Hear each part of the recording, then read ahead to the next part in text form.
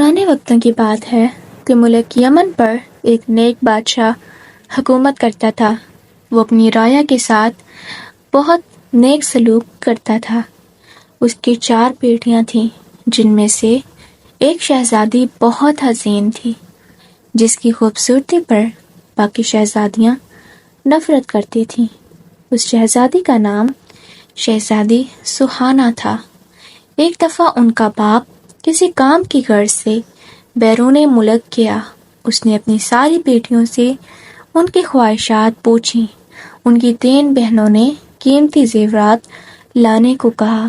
جب بادشاہ نے چوتھی بیٹی سے پوچھا کہ اگر تمہاری کسی چیز کی ضرورت ہو تو مجھے بتا دو، شہزادی سہانا نے کہا مجھے ایک گلاب کا پھول چاہیے۔ ان کا باپ کوئی نہ کوئی بات بھول جاتا تھا، اس لیے صرف شہزادی سہانا کے لیے پھول لے آیا، باقی چیزیں وہ بھول چکا تھا۔ جب وہ گھر آیا تو شہزادیاں دروازے پر کھڑی اپنے باپ کا انتظار کر رہی تھیں۔ جب ان کا باپ آیا تو صرف ایک پھول کے علاوہ اس کے پاس کوئی چیز نہ تھی۔ شہزادیوں نے اپنے باپ کو برا بھلا کہا کہ باپ کی نافرمانی کی۔ شہزادی سہانا کمرے میں جا کر روکنے لگی۔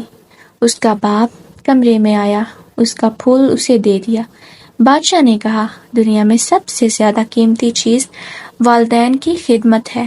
چنانچہ جب بادشاہ دوسری مرتبہ بیرون ملک گیا تو سب نے اپنی اپنی چیزیں لانے کے لیے کہا، مگر شہزادی سہانا اس پر خاموش رہی۔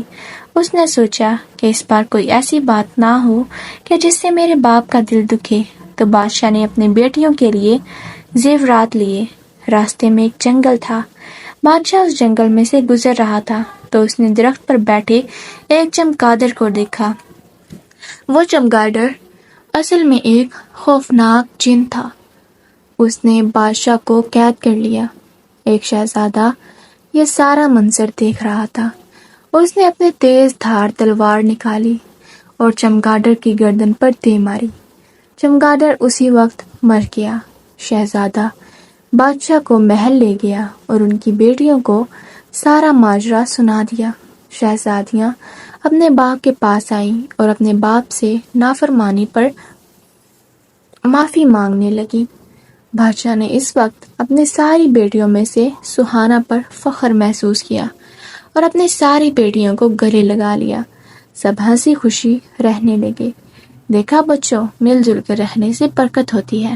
ہمیں بھی چاہیے کہ شہزادی سہانا کی طرح اپنے والدین کی خدمت کریں اور ایسی بات زبان پر نہ لائیں جس سے والدین کا دل دکھے۔